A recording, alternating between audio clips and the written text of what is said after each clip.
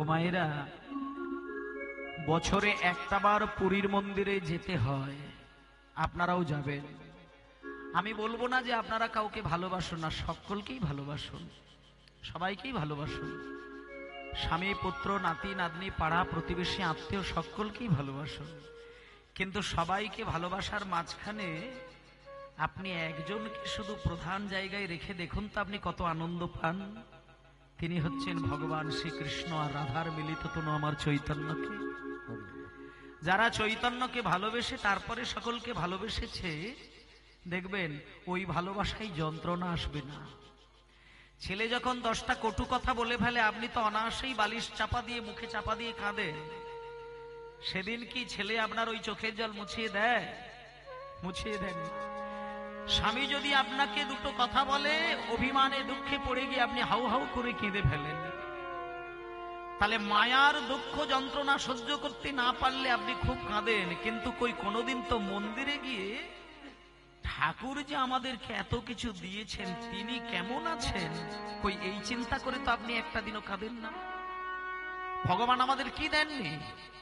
আমরা অকৃতজ্ঞ মূর্খ, তাই জানি না আজ ঈশ্বর আমাদের কি দিয়েছেন।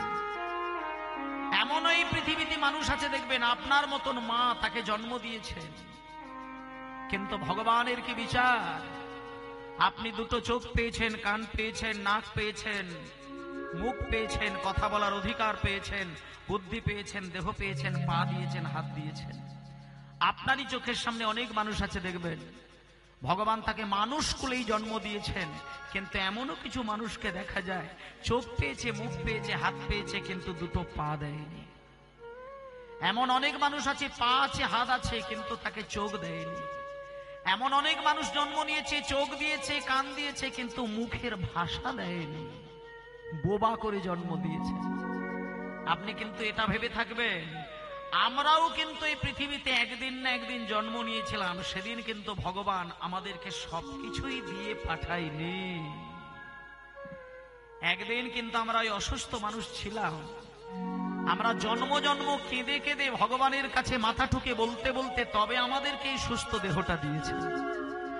তাহলে আমরা আজকে ভগবানের কাছে সুন্দর দুটো চোখ পেয়েছি, কি সুন্দর দুটো কান পেয়েছি, আমাদের বুদ্ধি রয়েছে, কথা বলার অধিকার রয়েছে, কথা বলতে পারি, দুটো হাত আছে, দুটো পা আছে, দেহ রয়েছে, কিন্তু তবুও ভগবানের কাছে গিয়ে কেন আমরা কেঁদে বলি যে ঠাকুর আমার কিছুই হলো না? এটা কেন বলি? কেন্দুলির জয়দেবীর মেলায় গিয়ে আপনারা দেখবেন প্রত্যেক বছর পৌষ সংক্রান্তিতে মেলা হয় বীরভূম জেলায়। আপনারা মেলায় অনেকেই গেছেন, যাবেন, গিয়ে দেখবেন কত মানুষকে দেখবেন ছোট্ট ছোট্ট কাঠের ছোট্ট ছোট্ট গাড়ি তৈরি করে তার মা বাবা তাদেরই জন্ম দেওয়া ছেলেকে ওই গাড়ির মধ্যে শুইয়ে রেখে দিয়েছেন, চোখের জলে তারা ভেসে বেড়াচ্ছে সারাটা জীবন।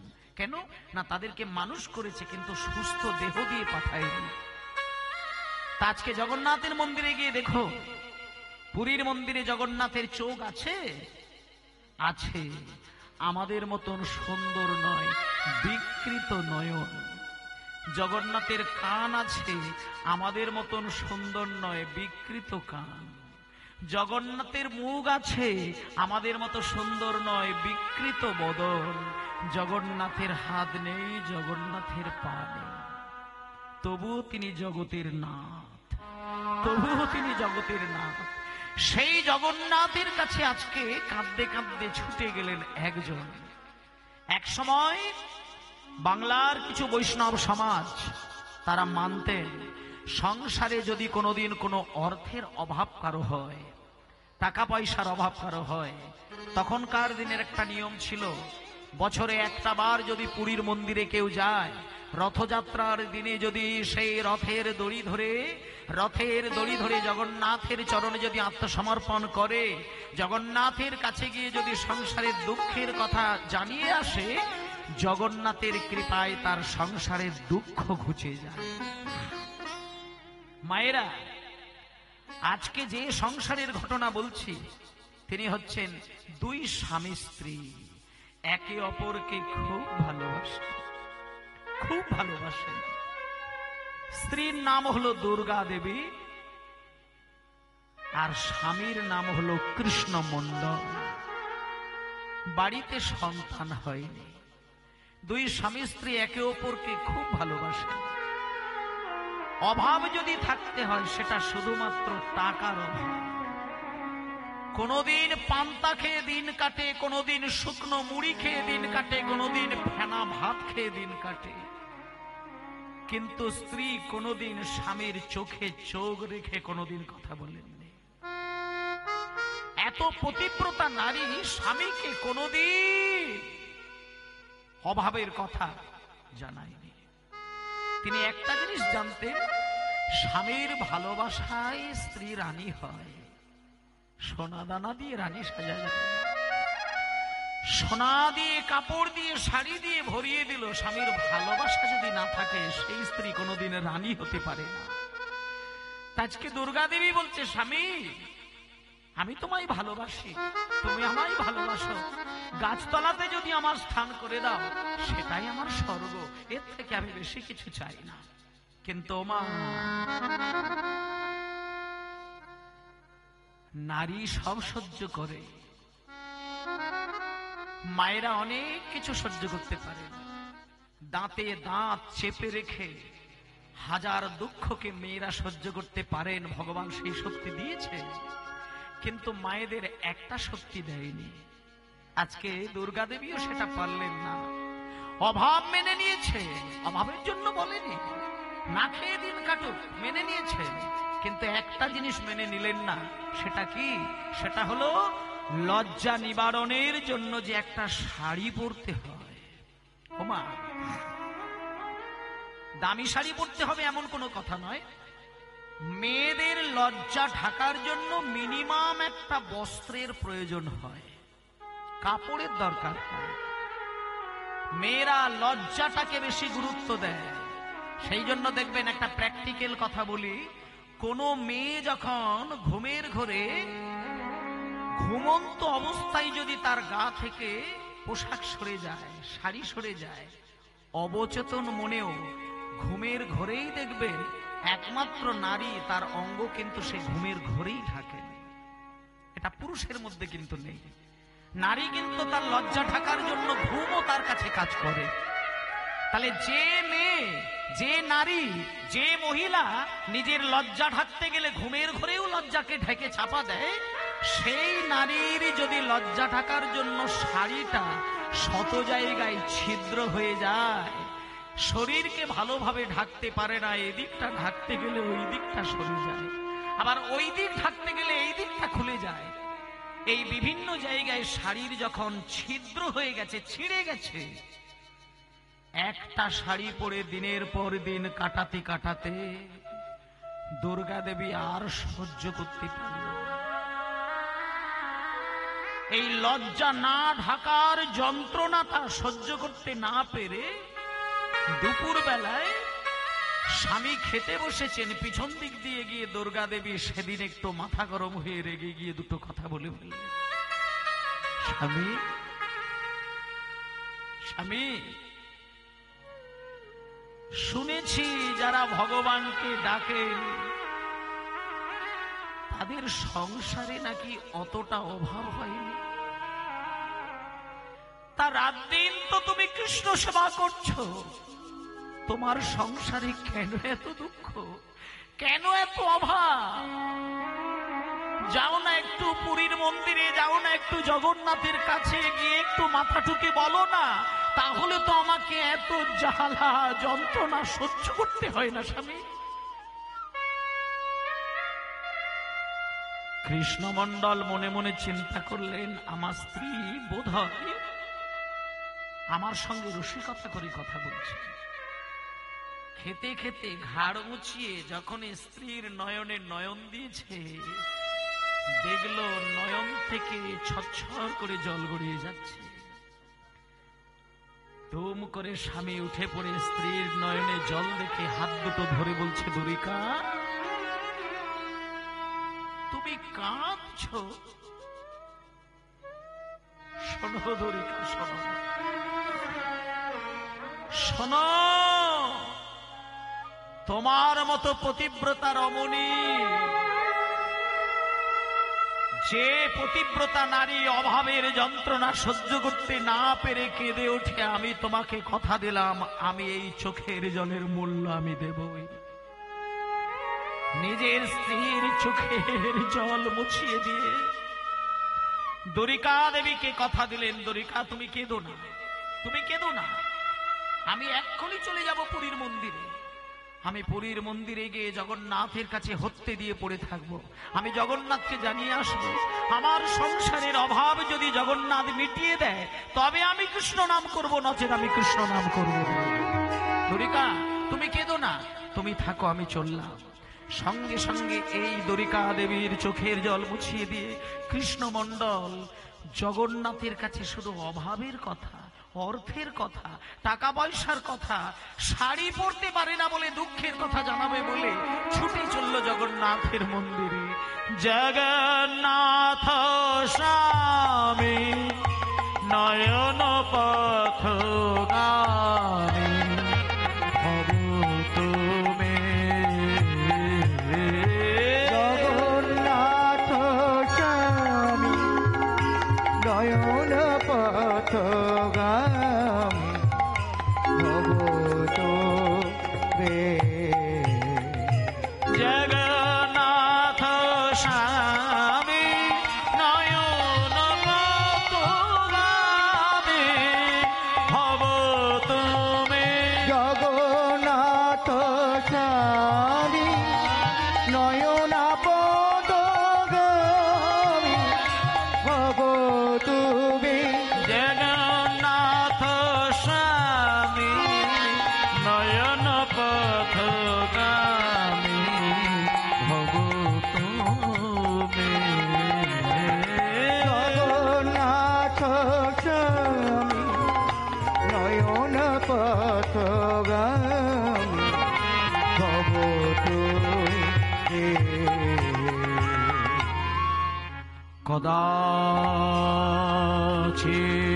কদাচিৎ কালিন্দে তটু বিপিন সঙ্গীত তরলু মুদাভিরে নারে বদন কমলাস্বাদন মধুপ ব্রহ্মামরপতি গণেশারিচিত পদু।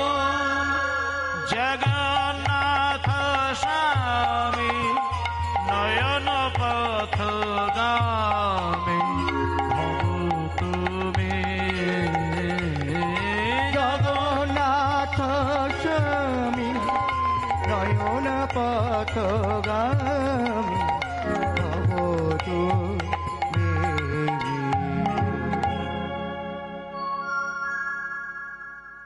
বাবা কৃষ্ণমণ্ডল আজকে নিজের স্ত্রীকে বাড়িতে রেখে দিয়ে অনেক কষ্ট সহ্য করে তিনি ইতিমধ্যে পৌঁছে গেল উড়িষ্যায় পুরীর মন্দিরে। এবং যে জায়গা থেকে গেলেন সেই জায়গাটির নাম আপনাদের বলে দিই, যদি পারেন আপনারা ঘুরে আসবেন। সেই জায়গাটি হলো মেদিনীপুরের ধারেন্দা বাহাদুরপুর গ্রাম। এখনো সেই জায়গাটা রয়েছে, বেশি দূরের ঘটনা নয়। মেদিনীপুরের খড়গপুর বলে একটি জায়গা রয়েছে, যে জায়গাটা সকলেই জানেন। সেই খড়গপুর স্টেশন থেকে কিছুটা দূরে ধারেন্দা বাহাদুরপুর গ্রাম, সেই গ্রামের মানুষ হচ্ছে এই কৃষ্ণমণ্ডল। মায়েরা, ওই ধারেন্দা বাহাদুরপুর গ্রামে স্ত্রীকে রেখে দিয়ে কৃষ্ণমণ্ডল হেঁটে হেঁটে চলে গেল পুরীর মন্দিরে। এবার পুরীর মন্দিরে গিয়ে সমুদ্রে স্নান করলেন, আর জগন্নাথের মন্দিরে পা পা করে হাঁটতে হাঁটতে মন্দিরে প্রবেশ করলেন। এবার মন্দিরে প্রবেশ করে যেই জগন্নাথ মন্দিরের দরজাটা খুলে গেল, মনে মনে ভেবেছিলেন যে আমি স্ত্রীর চোখের জল মোছাবো বলে শুধু না না না না না না না না না বেশি কিছু চাইবো না, কিছু টাকা পয়সা চেয়ে চলে আসবো। মানে আমি ঠাকুরকে শুধু জানাবো যে আমার সংসারের যে একটা অভাব, সংসারের যে দরিদ্রতা, এটা যেন ভগবান আমার সরিয়ে দেয়। আমার স্ত্রী যেন অভাবের জন্য আমার কাছে কোনোদিন কান্নাকাটি না করে, এইটুকু আমার দিলেই আমি শান্তি, আর আমি কিছু চাইবো না। এই চিন্তা করে কৃষ্ণমণ্ডল জগন্নাথ মন্দিরে প্রবেশ করলেন। জগন্নাথ মন্দিরে প্রবেশ করে অবাক হয়ে গেলেন। এ কি, এ কি, আমি কি দেখছি? যে জগন্নাথ আমাদেরকে সবকিছু দিয়ে দিয়েছে, আর আমি তার কাছে টাকা চাইতে এসেছি? না না না না না না ঠাকুর, আমার ভুল হয়ে যাচ্ছে ঠাকুর। তুমি আমাকে চোখ দিয়েছো, কান দিয়েছো, নাক দিয়েছো, মুখ দিয়েছো, তাই তুমি বিকৃত বদন নিয়ে নীরবে পুরীর মন্দিরে বসে আছো। আমাদের তুমি হাত দিয়েছো, আমাদের তুমি পা দিয়েছো, শক্তি দিয়েছো, আর আমি এত বড় নির্লজ্জ, আমি টাকা চাইবার জন্য তোমার কাছে এসেছি ঠাকুর। আমি টাকা চাইব না, আমি সোনাদানা চাইব না, আমি জমি জায়গা চাইব না, তবে এত দূর থেকে যখন কষ্ট করে আমি এসেছি বাড়ি ছেড়ে, আমি খালি হাতেও ঘরে যাব না। আমি এসেছি যখন তোমার দরজায়, আমি খালি হাতে বাড়ি যাব না, আমি কিছু না কিছু নিয়ে তবে বাড়িতে ফিরবই। তাই ভিক্ষার আঁচল পেতে বলে ওগো জগন্নাথ, ভিক্ষার আঁচল পেতে বলে আমার ওগো জগন্নাথ। আমি ধন চাই না, সম্পদ চাই না, রাজা জমিদার হতে চাই না, কিন্তু প্রভু হে,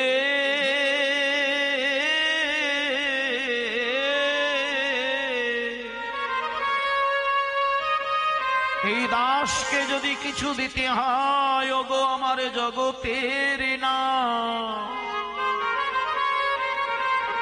আমাকে অন্য কিছু সম্পদ দিও না। আমি টাকা পয়সা সোনা দানার মোহমায়া সব ছেড়ে দিলাম। আমাকে যদি কিছু দিতে হয় জগন্নাথ, তাহলে তুমি শুধু আমায় একটা কৃষ্ণ ভক্ত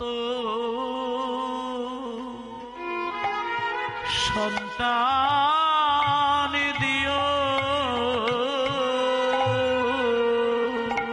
নিতাই গৌর হরিব। ওগো জগন্নাথ,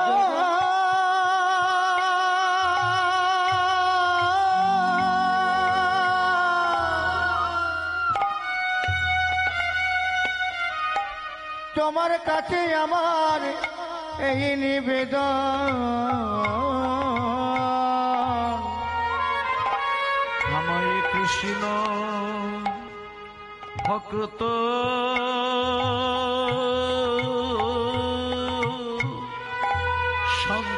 সন্তান দিও।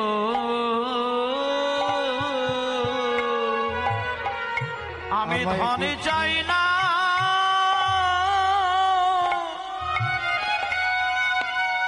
আরে সম্পদ চাই না, আমায় কৃষ্ণ ভক্ত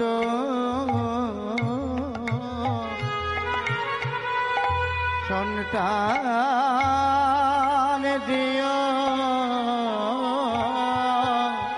মায়েরা মায়েরা, আপনারা যখন পুরীর মন্দিরে যাবেন, কেমন ভাবের প্রকাশ ঘটে মানুষের, সেই ভাবটা আজকে জগন্নাথ মন্দিরে কৃষ্ণমণ্ডল দেখিয়ে দিলেন।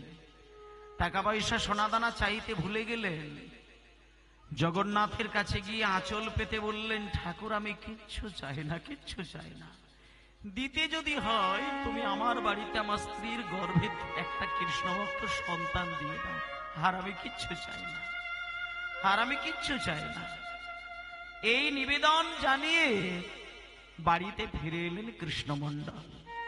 মাঝখানে অনেকগুলো মাস কেটে গেল, আর এদিকে দ্বারিকা দেবী কত আনন্দ, স্বামী জগন্নাথের কাছ থেকে ফেরত আসবে মানে আশা করি আমাকে আর কষ্ট করে দিন কাটাতে হবে না, আর আমার অভাব হবে না, আমি খুব শান্তিতে জীবন কাটাবো। এই বলতে ভাবতে ভাবতে একদিনকে কয়েক মাস পরে ইতিমধ্যেই কৃষ্ণমণ্ডল বাড়ি চলে এলেন। দ্বারিকা দেবী যেই স্বামীকে দেখলেন,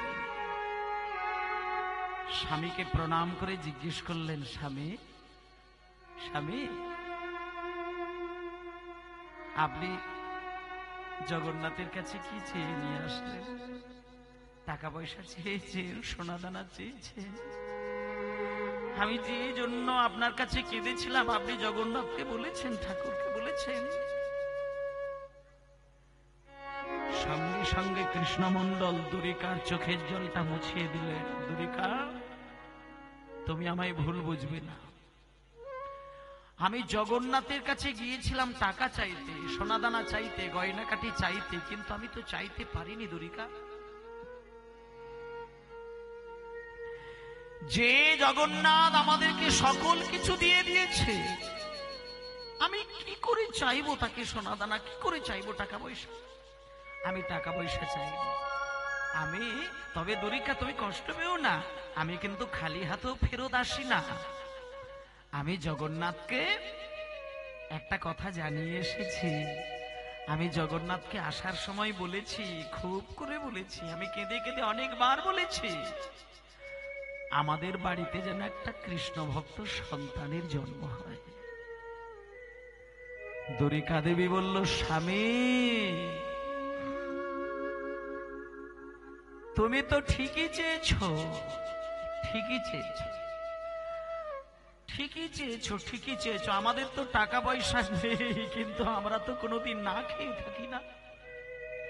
পান্তা ভাত হোক, ফেনা ভাত হোক, শুকনো মুড়ি হোক, কিছু তো কিছু খেয়ে আমাদের দুই মানুষের দিন কাটে স্বামী।